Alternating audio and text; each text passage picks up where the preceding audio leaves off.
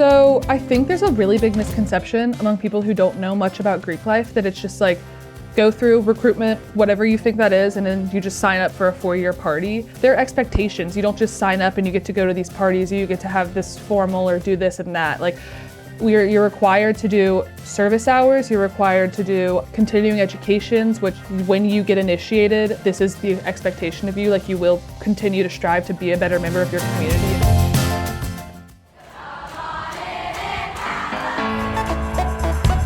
Welcome to the Mad Rush podcast. I'm Trisha Addix, the original sorority rush consultant. While the stories I have to share are nothing short of astonishing, this podcast goes beyond the wild client tales and sorority life. I'll be engaging with fascinating guests from both within and outside the Greek world, uncovering the surprising connections that bind us all together. Join me for a journey that's as entertaining as it is enlightening.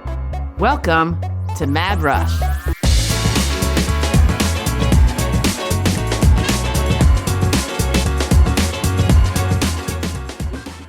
Welcome to this week's episode of Mad Rush. One of the people most dear in the world to me is my next guest, Ansley Sikes. In fact, I love all of Ansley's family, from her grandparents to her nieces and her nephew and all their significant others. They are friends who are like family, and I cannot imagine being where I am sitting right now without their unwavering support. And congratulations on being a new aunt just 2 days ago. So I met Ansley when she was going into 4th grade, and her spunk and humor were captivating even then. Welcome, and thank you for being here. Oh my gosh, I'm so excited. I feel like I'm getting in on the Mad Rush wave early before you really take off. Exactly. Yes, you are. We're assuming we're going to take off, but I'm honored that Ansley's joining me today to tell her story. Ansley is a student at the University of Georgia. She went to high school with my kids, and she's a Kappa Alpha Theta at Georgia. Last week, we began to address something affecting so many people and something I see in my clients heading off to college and while they're in college. And Ansley is the perfect extension to last week's episode, and I will let her tell you why. So you have the floor, Ans. Okay, well, I think it's important to start with just like a little bit of background. I was a senior during COVID, a senior in high school. So I went through recruitment and pledged during COVID, which is kind of an interesting and different, more like a unique path to take into Greek life that's been different than how it's been in the past. And so I think that really affected a lot of things. But basically my story with my sorority starts a little bit after that. I went through recruitment during COVID, which was different, and I rushed the sorority my sister was in. So I'm not gonna lie and say that it was super easy, but it definitely took out a lot of the guesswork, I guess, that comes along with rush and a lot of the nerves, just because I knew I had my sister on the other side waiting for me there. And then COVID came, and I just went through my first year of school, kind of with all the COVID restrictions, and so you can only be as involved as possible during COVID. I went through rush and came out with a pledge class of 100 girls, and obviously during that time we really weren't gathering in big groups like that. Let me interrupt you so just in case somebody's listening and don't know, when they didn't you have staggered bid day? So you go through rush, a lot, it's all virtual, right? It was all virtual. So it was supposed to be the first 2 rounds be virtual, and then we would go in masks and things like that. But then as we progressed throughout the process, just more people would get diagnosed. We were living in the dorms. People were testing positive every day, and it was still August, and it had only started in March. So it just ended up being all virtual, but it wasn't supposed to be like that. So every day we would wake up and get ready, and they'd be like, back to your computers. We're not going to any houses. So that made it very interesting. I never stepped foot in a sorority house other than the one that I was in until my sophomore year of college. Wow. I didn't know that. I guess I did, but I forgot about it. That's such a crazy time. It was wild. Yeah. So anyway, I'm sorry I interrupted. I just want to make sure people understood what you were saying. So bid day, tell me what bid day was like for you. So normally, typically on bid day, you open your bid card in the Coliseum and you get on buses with everyone who has joined the same chapter as you. We did not do that. We got picked up in the dorms in groups of 5 in like cars, and we wore masks, and we went to the house in groups of 5. Meanwhile, my pledge class was, I think, 100, somewhere around 108 girls. So like I met 5 girls on bid day who were going to be in my pledge class. Oh, wow. And we like wore masks and we were outside. And I mean, it was what it was. I didn't know like until later on the full scope of what I was missing. So in the moment, we were just happy to be there because, we didn't have high school graduation. We didn't have prom. So like, it was fine. It was what it was. We didn't know what we were missing. But what like I was going to get to, and very long-winded, was that people join a sorority. Like, I feel like it's like the tagline, and you hear it all the time, like to find a smaller community in like a big college campus life, to like have a community to support you. And that's like why I did it. My mom was in a sorority, and she had a great experience, and my older sisters were. So I was like, all right, I'm going to a huge state school. Seems like it works for people to kind of find like their niche, find some people to support them. So she has 3 older sisters, by the way. Yes, so they have a big family. Yes, lots of women in my family have been successful just kind of in the Greek system. So I just thought like, all right, I'll just follow on through. And then COVID happened, obviously, and you just our horizons were not broadened the way that like you hear all these people go to college and they make all these friends and they do all these things. And we were very limited on what we could do, who we could meet, where we could go, just because of like the restrictions of life. And so it's kind of, there was an immediate disappointment when after bid day, like these are the 5 girls I know, like I'm going to have to, I guess, put myself out there to make more friends, which obviously you always have to do, is expected when you go to college. But kind of like where this blends with what you talked about last week is that like I, like a million other Americans, have generalized anxiety. So it's just like the kind of having to put myself out there and make friends and do this when I was I had an unrealistic expectation that I was going to join a sorority and boom, they were going to be my 50, 100 closest friends. Yeah, let me interrupt you there, because that is a common misconception too. It's you, regardless of COVID or what, it's not add water and have a friend group, and it is putting yourself out there. I just wanted to say that that's something that I see, and that's a good point you made. Yeah, so between COVID and me not like meeting the expectations, and then also like there was just so much disappointment around that time in my life. We missed just the end of your high school career, which you look forward to, and then bid day wasn't all it stacked up to be. And then I just kind of lived, I would say, under this like umbrella of like things aren't what I thought they would be for probably my entire first year of college. I made a point after I decided that I was going to put myself out there and make a real effort to invest back into my sorority. I thought like, I know that this has worked for people. I know that this has become a safe haven, but I don't expect to just like, for this to just automatically work. Like everything in life takes a little bit of effort. So I was like, all right, COVID kind of opened opportunities. You can go get involved in whatever you want, and you can do it from the comfort of your own home, which was good for me. Oh, wow, that's a good point, yeah. So I like utilized that opportunity, and I kind of reinvested my time into meeting as many people as I could in my pledge class and getting involved. And that was great. And so my freshman year ended up great. I made the same friends that I have today that are in my sorority, and that was great. And then what kind of started to differ and differentiate from there is when I moved into the Theta House. So the Theta House is done by grades. So they like kind of rank you based on grades and systems, but long story short, it's not a big enough home to house our entire pledge class at the moment. So it split my friend group down the middle, and half were living in the sorority house and half were not. And I lived in the sorority house, and that caused a lot of friendship strife, I would say, which made me very uncomfortable, and kind of just, I felt like I didn't deserve that in the moment, if that makes sense. I was like, you feel like you've worked hard for something and everyone else has worked hard for something, and there's been just so much uneasiness because of COVID. And so just to have like any sort of, I guess what I'm saying is like no one could be happy with the situation because there was so much going on at the time. That totally makes sense. And just so y'all listeners know, what she's talking about is there's not enough space in the sorority houses for everybody. And I know you just said this, but I'm just clarifying. There's not enough space for everyone to live in the sorority house. And that's something usually that happens sophomore year. And the way they determine who gets to live in the house is by grades, at least in Ansley sorority in Theta, Georgia. So go ahead. You said that. I just want to say it again. Just clarifying. We do it by grades and what we call like sisterhood points. And I think that's how most people get it. And you get those just like by going to like continuing educations, by doing service hours, just like kind of overall being a good member of your community.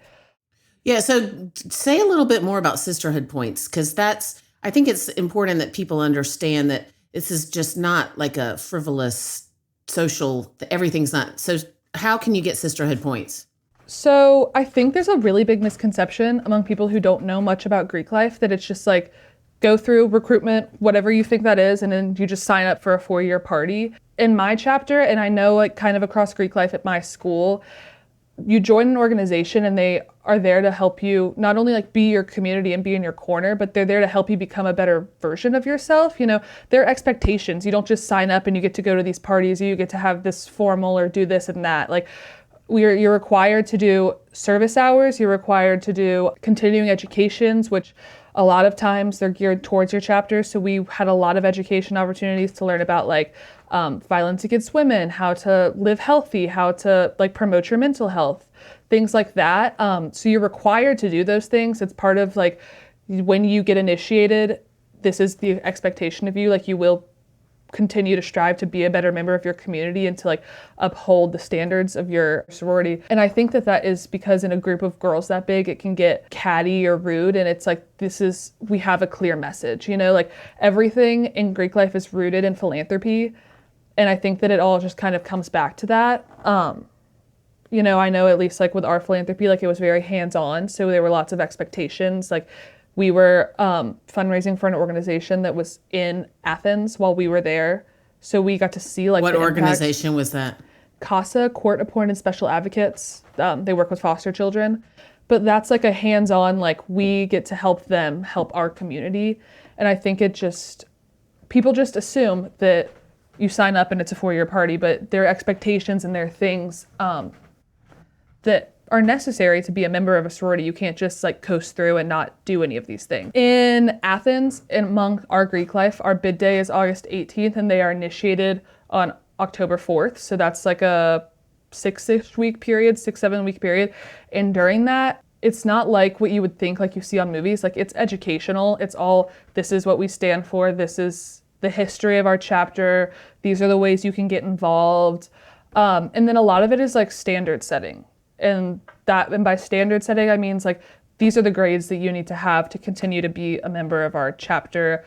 Some of it is like these are the date that our dues are due, and like that's an expectation you have. You have to complete these things every month or every semester or quarter, whatever it is. And I just think that that's really important to like kind of establish when you talk about Greek life, that it's not this 4-long-year party. It really helps you and like sculpts you into like a better, more mature person, you know, as you go throughout college. And you can see like sororities are run like small little corporations, you know, like they are.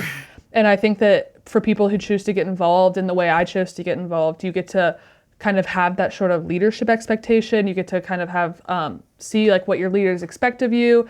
You get to like work on your leadership skills. I just think there's a lot more opportunity than what people see.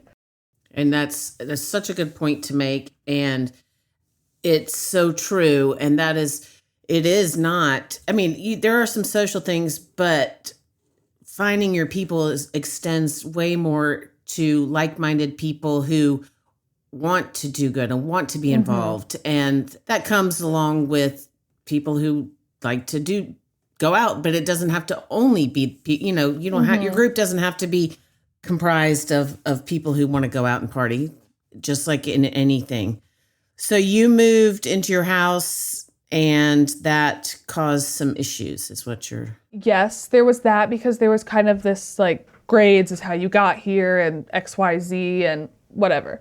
For like me, where it started to get personal was that at that time, second semester, sophomore year, I had entered into a major that was cohorted, meaning you were in a group of 26 individuals that you would stay with for the rest of college. What was that major? I was an interior design major. So I started that while I was living in the house, and it just kind of came with this gravity that you've made this decision and this is what you're going to do, and your classes, these credits you're taking only apply to this degree, and if you change your mind, then you can't go back. Like, you take drawing, house drawing, that's not applicable to go be a religion major. You know what I mean? Like, there was so that's like kind of where my problem started. As I just discussed, grades are a really big part of being an active member in your sorority. There is a thing called social probation that you go on. You can't participate in social events. Like, maybe it starts off, if you're on it for one semester, you can't go to one social event, and the next semester you can't go on That's two. if your grades aren't. If your grades slip. Okay, yes. Gotcha. So I was cohorted in this major, and I was there for a whole year. I was there all of sophomore year. End of sophomore year, it started to get where I knew it wasn't what I wanted to do, but I was scared to speak up for myself. I thought I had kind of like dug this hole, so to speak, and so I was going to have to follow it through. And then at the beginning of junior year is kind of when it all came to a head. I had moved out of the Theta house, so I didn't have like the built-in support of having half of my pledge class around at all times. I was unhappy in my major, and I had been battling, like most people do, anxiety on the side since COVID, and since like there had just been so many unknowns and so many things left up in the air, because I feel like a lot of COVID just like things happen and then nothing ever got resolved. So I just think I had a lot on my mind. And it just kind of came to the point where I was so unhappy in my major that my anxiety started to take over. Like, I had started to have, I have OCD. So I started to have kind of like the repetitive thought cycle of, I'm not good enough to be in this major. And at that point I was involved in my sorority. And so I was like, this major takes up all of my time and I don't enjoy it. And all they talk about is, if you don't enjoy it, you need to not be here. This is your only career path. So I started to kind of feel like that. And then I was heavily involved. At the time, I was the new member educator in my chapter. So I had a lot of responsibilities. I had 120 new members who were looking to me every week. So it just kind of started to snowball, where I had all these different things in my life that were causing me to be anxious and unhappy. And I didn't know when enough was enough. And I didn't know when it was time to speak up for myself. But luckily, when it came down to it, it was, I was working closely at the time. I was the new member educator. I was working closely at the time with our president and our advisor. And it came down to those two women being like, it's very evident that you're not happy. Like, it's very evident that coming to these meetings is hard for you and that you're uncomfortable. And I think having people that you spend all the time around, like you spend so much time with them, speak up and say something, especially in a sorority setting, was very powerful for me, because you leave your family when you go to college, and you have that comfortability within your family unit where your parents will speak up and say something to you, or you can talk to your siblings. But when you go to college, that's not necessarily the case. It's kind of a one-man boat, and you're kind of guiding yourself. But to have women in my sorority who were not necessarily like in my close friend group say like, we've noticed these changes in you, like we want to help you, there's no reason that you need to live kind of under this dark cloud that I felt like was hanging over my head, which is a very powerful thing. And they got me in touch with the right people through my school to figure out what to do about my major. And it all kind of resulted in the fact that I had let everything go on for far too long. And so with the help of the women in my sorority and who they helped me get in contact with in school, I ended up taking off the fall semester of my junior year. About halfway through junior year is when I withdrew from school. And my main concern with withdrawing from school was that I was going to have to withdraw from my sorority. If you're not active, or like technically the rule is if you're not actively going to class, if you're not an enrolled student, you do not have a place in your sorority. But that wasn't the case. What I didn't know is that these rules that you hear are not hard and fast rules. It's all of this or nothing. the women in your sorority, the exec board of my sorority, they're all very compassionate and everyone was going through They're real something. people. Yeah, they're real people. Yeah. And I think, especially with as big as sororities had gotten and I had taken a leadership position, I just kind of felt like I wasn't in the position to take a step back.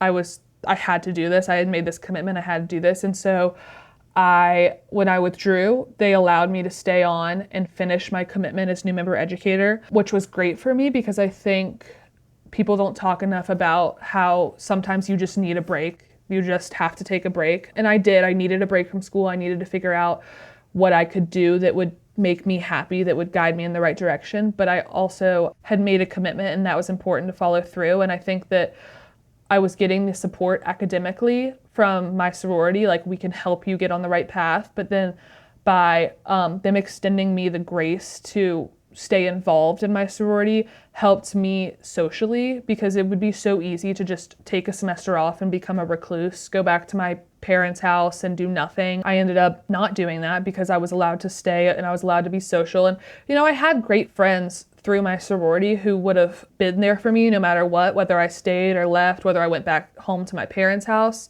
But to have the members of your sorority that you see every week get up to the front and lead your chapter meeting, the ones that you look up to and admire, and to have them be like, this happens, it's not the end of the world, you don't need to be ashamed of what you're doing. So I stayed and I was able to enjoy the social aspects. I was able to be around my peers, which is very important when you're feeling, it's very isolating to feel, I think, the way that I felt. And so to be able to have those kind of facilitated interactions with my peers, whether it was going to chapter or going to an education, or I remember so clearly we had a philanthropy event that we were hosting and I did not want to go. I was just not feeling comfortable in my skin, I think. I was just very insecure. And my roommate, who was a Theta, was like, we'll just go and we'll stay for 5 minutes and it'll be fine.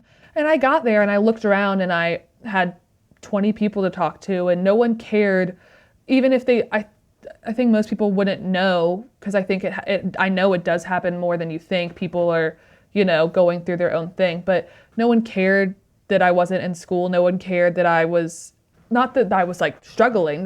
People cared that I was struggling, but no one was looking at you differently. It was a very safe space to socialize with my peers and feel engaged, but it was also, it was just safe. It was just a safe space to be around those people.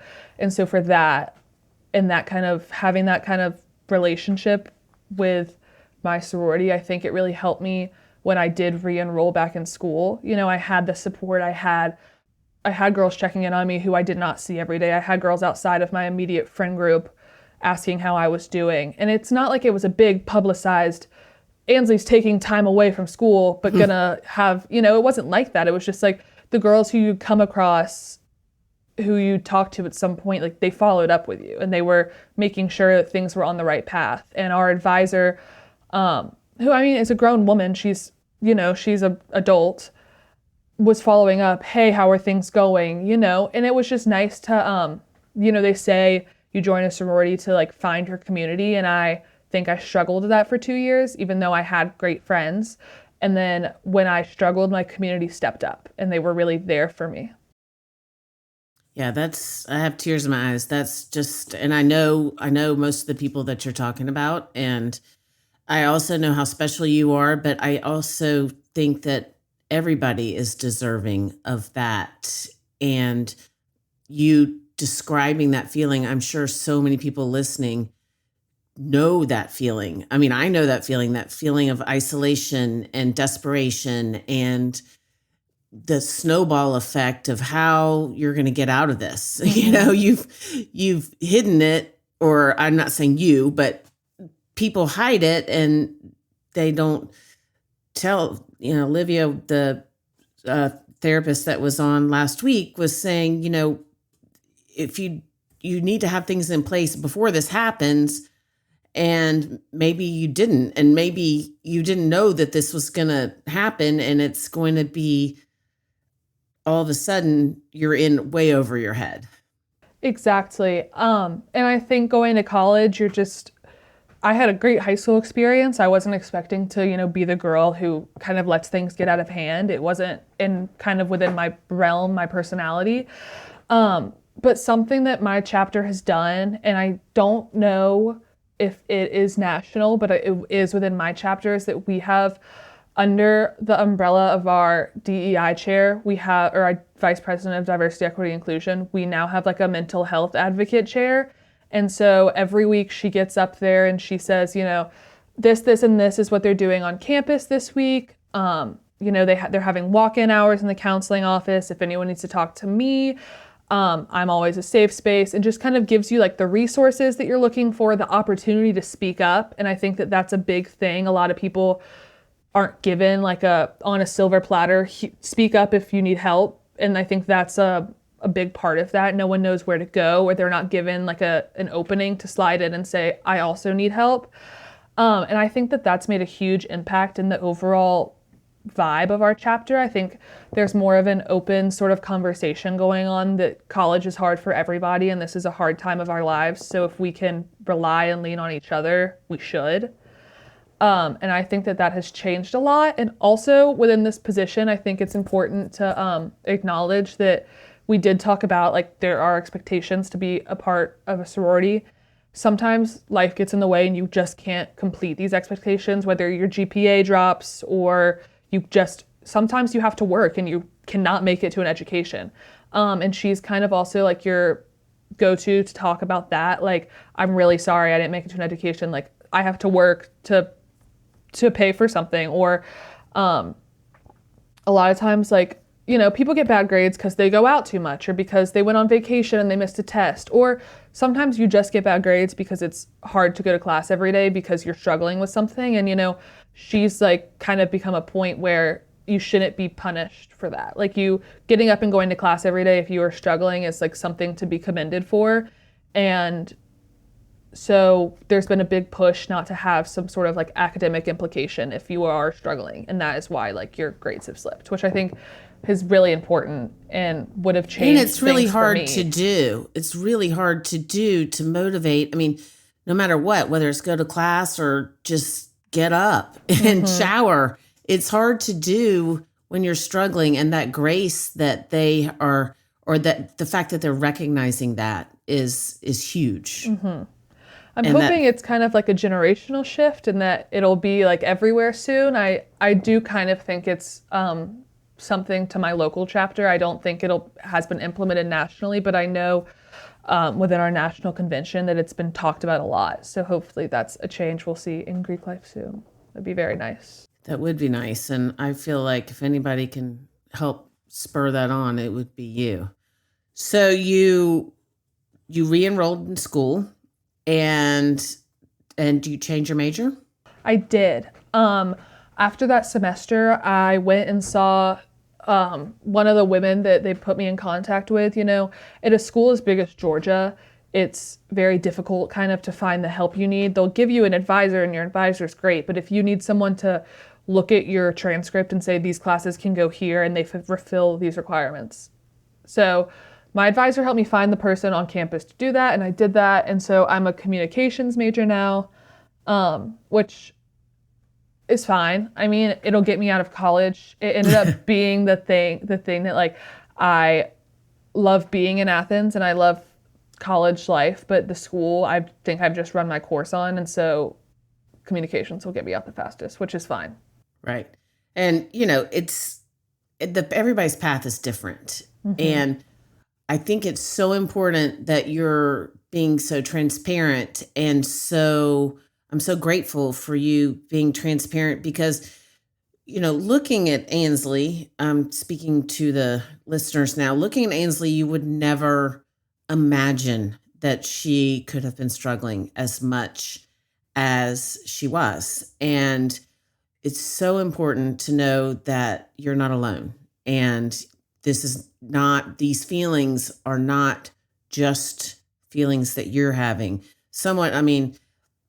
Ansley looks like she's got it all, and she does have it all. She's an amazing, and I'm not just saying that, she's a really great, kind, cool girl. And I don't think that people looking at you would have thought that. And that's why it's so courageous for you to come on and do that. And it's going to help so many people, because if Ansley struggled, then, okay, maybe it's not me, meaning, there's not something wrong with me. It's something that everyone can struggle with. Mm-hmm. I also think it's important that there's an idea that Greek life in the South and that women that are involved in Greek life in the South kind of have it all together. There's a stereotype of like your hair is always done and you got your makeup and your outfit. And like, there's a lot more going on the inside based what people present on the outside. And I think that is important to know, that like, just because you're joining an organization that might have a deep-seated stereotype that's been around for 50 years doesn't mean that it's like that anymore, right, or that it was ever like that. Right. And it's like anything. There are people who may fit that stereotype, but everyone is unique and everyone is looking for one thing, and that is connections. And whether that you do that through Greek life or something else, no one should ever judge somebody for how they're going about just making themselves a better person. Mm-hmm. Greek life, not Greek life. Just know that everyone deserves a little grace. And it sounds like your sorority gave that to you. Mm-hmm. I know your family gave that to you. I know that there's any feelings that you had that you couldn't talk to somebody. I know that you could have. It's just the way it is. Mm-hmm. You feel that you're in a dark place, and I hope that somebody listening knows that. I mean, I've said it before and I'll say it again. I mean, all we want as parents is the health and happiness of our kids. And however that looks, we want to be there to help you. And you have that, and you had that in your sorority, and you had that in your advisor. I know your advisor pretty well, and mm-hmm. she's amazing. And I know why your mom loves her too. So yeah, is there anything else that you want to say about that part? I think I would say that if you're listening to this and you are in a sorority or thinking of joining one, don't get like kind of bogged down in the idea that things are the way they are and they're going to stay that way. Things are continuing to evolve every day, and you can be the person to make a change. It's a small enough organization that if you speak up for yourself, or you speak up because you want something to change, things can happen. And so I would encourage people to, especially if this is something they're passionate about, kind of get involved in their chapter and make a difference. And that is something that you certainly did. And I think that is great advice. You can. I mean, you have the power to change or to move things along in a way. And we're in an ever-changing world. And just Rush itself, which is just a superficial part of it, but that changes every year. I mean, the rules change. You can you can be that change. Mm-hmm. So, which is why I think you personally can be that change for Theta nationally. Make people aware that this is something that needs to be addressed. And I think that they're doing a great job with it. And they did a great job with you. And I'm personally grateful for it, because I have seen you, saw you struggle, and I am very glad that you got the help and you had the people in your corner. So that's very heartwarming for me to see personally, because I love you so much. Okay. So she also said something about resources. We were talking about resources. There are other resources besides Greek life, like she was alluding to her DEI. Did I say that right? Yes. Officer talking about it. We talked to Olivia Baggett last week. She's a psychotherapist here in Atlanta, but she also said there are places on campus. She's willing to, if you want to reach out to info@madrushpod.com, I can connect you with Olivia. I talked to another friend of mine. I believe she was a Theta at Georgia, and she has started this initiative called onelamb.org, and that is a faith-based therapy resources, and it's also not-for-profit. So that's onelamb.org. And I'm going to have her as a guest on the Mad Rush Pod. I think this is such an important topic, and it's one that I see every single day. And so I am passionate about making sure people understand they're not alone. And I'm very, very, very proud of you for coming on and doing this. And it doesn't surprise me at all, but I think you're pretty courageous and amazing. Thank you. Oh, and also if you're a college student, every campus has one, a student care and outreach center by some name or the other, but like they can get you dialed up with exactly what you need. And those are really good resources to have on your campus. Yes. And that is, Olivia said that too. And I'm glad you brought that up because I completely skipped over that part. So we now know that she's courageous and brave and transparent, and she's kind because she wanted to share her stories in hopes that someone will benefit from it. But what we don't know is that she's also very good at laughing at herself, and we're going to laugh with her at herself. So she told you about the fact that she went through Rush during COVID. So this was the year that video introductions started. And I've talked about this before, but when you sign up for recruitment Rush, you this year started having to submit a video of introduction. And this is what the sororities saw and see instead of meeting you in person. I'm a little bit shocked that she's sitting here talking from a sorority perspective, because I'm going to show you Ansley's Rush video. And for those of you who are listening to this, going through Rush, this is a what not to do video. So we'll watch it together. Yay. Hi, my name's Ansley Sikes. I'm an incoming freshman from Atlanta, Georgia. My major is currently undecided, but I know I definitely want to do something related to or in the arts, and so I'm so excited to get to Athens to explore my options and really see what I'm interested in. This summer I've done a lot of stuff, but the one thing that stands out to me as my very favorite has been just spending time with my family. I am the youngest, so all of my siblings have moved out of the house. So this pandemic has really brought us all back together, living under one roof, and it's given us valuable family time that I would not trade for the world. It's really given us a time to reconnect as a family and spend so much more time together. And even my older sisters who don't live at home now, we've gotten to see so much more because they haven't been going into the office, and I've gotten to spend probably at least 1 or 2 days a week with my little niece. She just turned 1 year old, so it's been such a blessing to get to see her grow over the last few months and just spend so much more time with them than I normally would have in the past. I chose UGA for a bunch of reasons, but the first being UGA has been my dream school since the very beginning. I have some of my best childhood memories in Athens, at Georgia games, or just hanging out in Athens, and I'm just so excited to be there and to get to meet all of you guys in a few short weeks. So, thank you! I have so many things to say. Look where he ended it. Oh my gosh. I'm actually crying laughing. I am crying too. I just have to picture, like, my sister was on the other side of recruitment when I went through this. Like, her and her friends probably rolled on the floor and laughed about this video. They did. No, they called me. And also, I'm talking so fast. I know I talk really fast, but at one point you hitch up your bra strap. Also, you can tell that was probably take 50. So you can tell that, like, while I didn't start with a script, I knew exactly what I was going to say. I couldn't differentiate. I had nothing to say. Oh my gosh. So they have this thing like what not to wear. That is what not to do, people.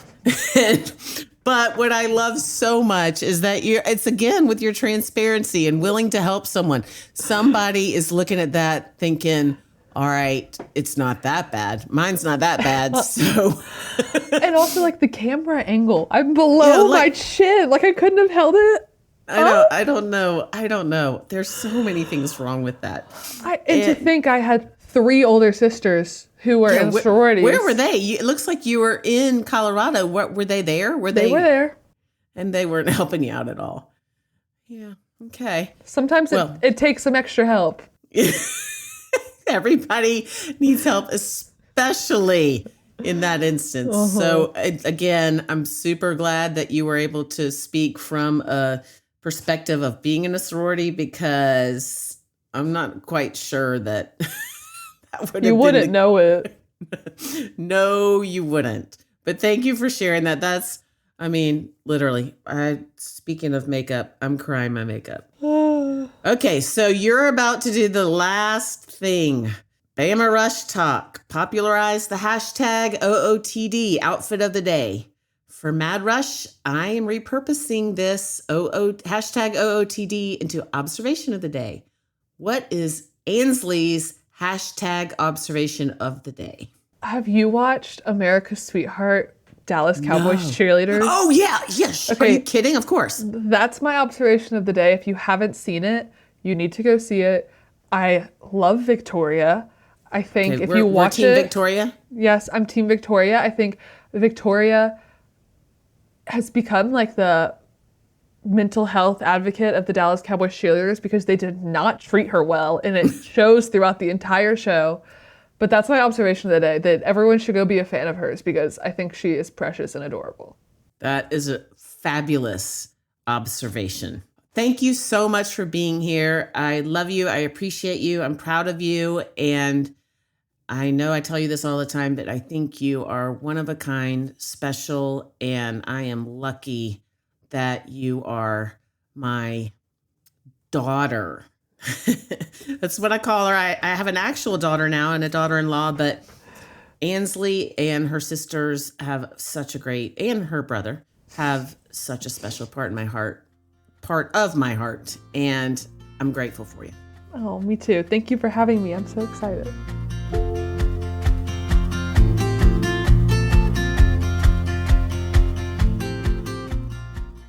Welcome to Time Out with Trisha. Because can you really give advice if you don't speak about yourself in the third person? I don't think so. This is exactly how I speak to my clients. The good, the bad, and the ugly. So listen to me. I know what I'm talking about. Now let's get into it.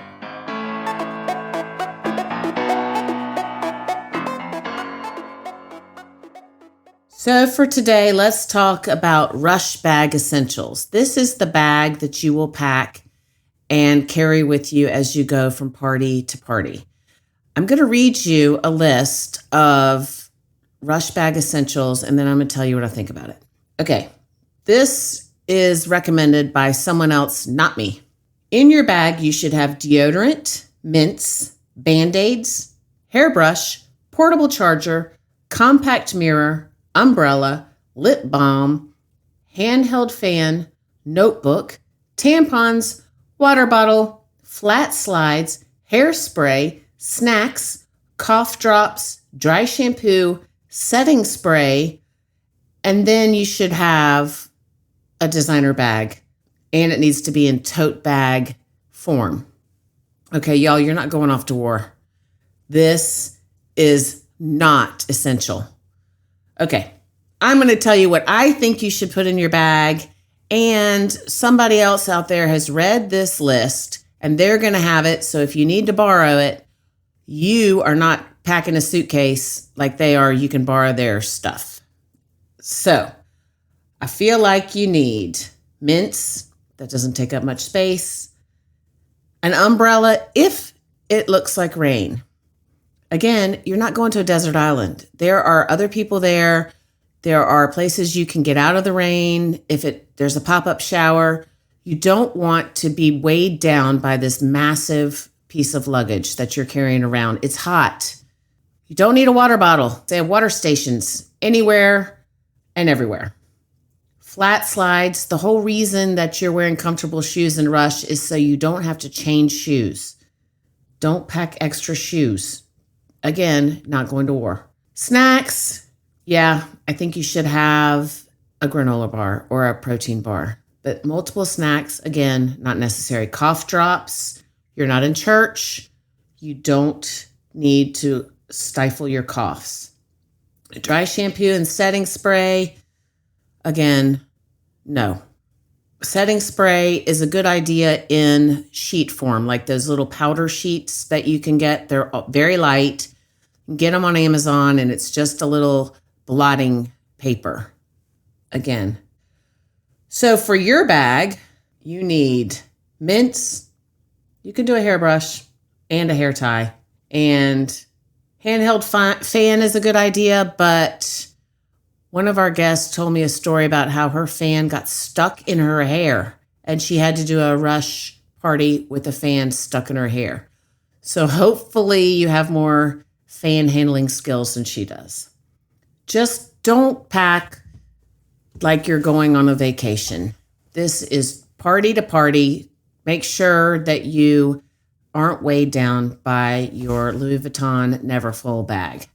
And speaking of that, you don't need a Louis Vuitton Neverfull bag. Just get a tote bag that's easy to carry. You're not bringing it into the houses. They're not going to see it. You don't need to impress anybody by your tote bag. What you should worry about is before rush parties and when you're packing for rush. This is something that we used to do for our clients and we still do upon request, and I think it's brilliant. Pack your outfits in individual garment bags. You can also get those off of Amazon for the day. So you have your entire outfit in one garment bag. That's accessories, clothes, shoes, and anything you're planning on wearing for each round, so that when it's dawn 30, as Mary Harris says, you're getting ready for rush, you just reach in and you get your round 1 bag or your round 2 bag or your day 2 round 2 bag. You need to have a different outfit for both days of the round. So round 1, if it's 2 days long, you need to have a different outfit for each day, only because you're going to be sweating. It's going to be hot. You're probably going to spill something on it. If you don't, it's going to be rumpled and not look great the second day. So separate outfits for each day, each round. So you're in essence going to have 8 outfits instead of 4. And yes, a charger is probably not a bad idea for your pared down bag. And that's it for Time Out with Trisha. We'll see you on another episode of the Mad Rush Podcast.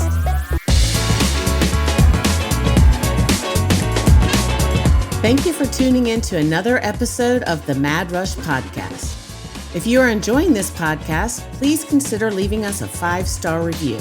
For additional Rush tips, updates, and more, please follow me on Instagram at Rush with Confidence. If you would like to reach out to us or for more information, please email info@madrushpod.com. This podcast is produced by Collier Landry and Don't Touch My Radio. Copyright Trisha Adams.